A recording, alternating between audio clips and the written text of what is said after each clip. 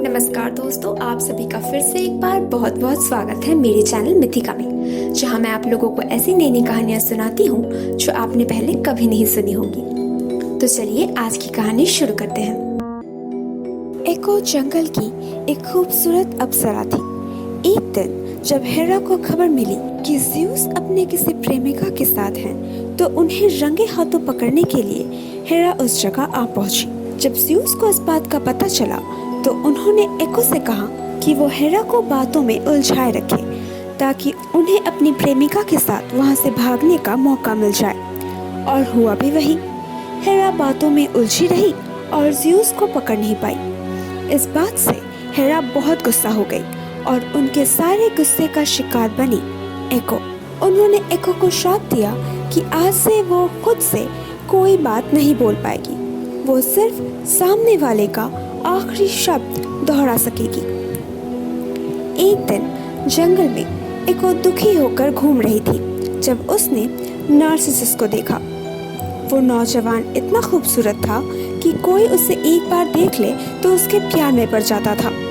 वो उस जंगल में अपनी बाकी साथियों के साथ शिकार करने आया था, लेकिन उनसे बिछड़कर यहाँ वहाँ भटक रहा था। एको ने उससे बात करने की कोशिश की, लेकिन हेरा की श्राप की वजह से कुछ कह नहीं सकी और उसके पीछे पीछे घूमने लगी। कुछ देर बाद नार्सिसस को महसूस हुआ कि कोई उसका पीछा कर रहा है और उसने कहा, क्या यहाँ कोई है?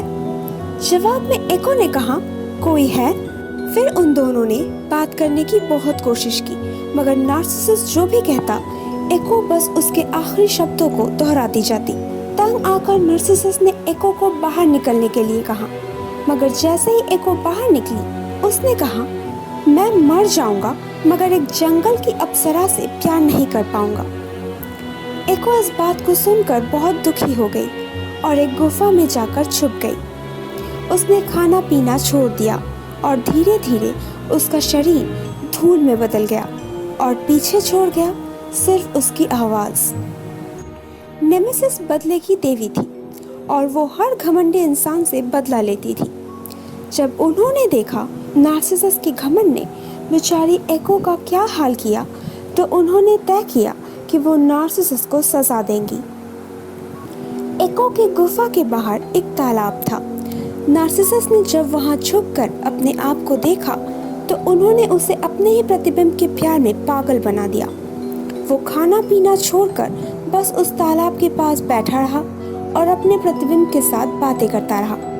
धीरे धीरे उसका शरीर भी कमजोर पड़ गया और मरने से पहले उसने अपने प्रतिबिंब से कहा, अलविदा प्यारे नौजवान, जिसका प्यार व्यर्थ हो गया। जब वो अपनी आखिरी सांसें ले रहा था तो एको के गुफा से आवाज आई, प्यार व्यर्थ हो गया।